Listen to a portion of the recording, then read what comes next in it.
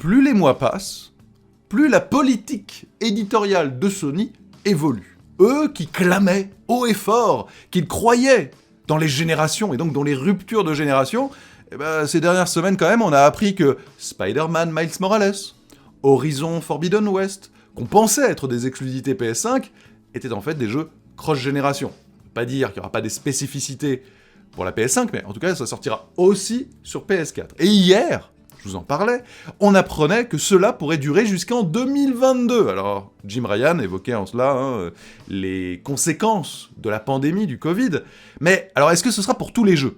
C'est une question qui devient légitime. Et du coup, un Ratchet & Clank, qui avait quand même assez fasciné par l'usage du SSD et ses temps de chargement totalement transparents, qui permettent de passer d'un monde à l'autre, l'usage du ray tracing, par exemple, sur les textures en acier de Clank, désormais on sait.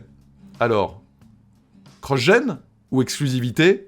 Où est la réponse ? Eh bien, la voici. La question a donc été ouvertement et directement posée à Insomniac par un tweetos, et la réponse est aussi laconique que claire.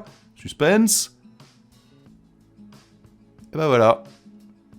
C'est une exclusivité PS5. Les choses sont dites et claires. Voilà, le SSD qu'on sentait obligatoire pour permettre ce genre de performance, oblige Insomniac et PlayStation à réserver, à cantonner ce jeu à de la next-gen.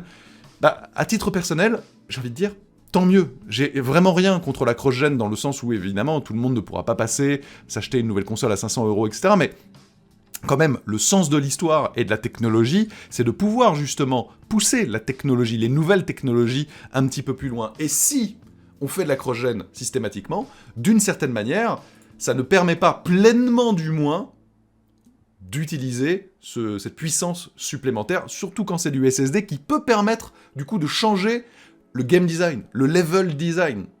C'est le cas pour ce Ratchet, et je trouve que c'est une bonne décision, du coup, de le mettre en exclusivité totale PS5. Il n'est pas le seul, à date, pour l'instant, Demon's Souls est toujours une exclusivité PS5, et il y en a quand même quelques autres à suivre, et à voir comment tout cela évoluera.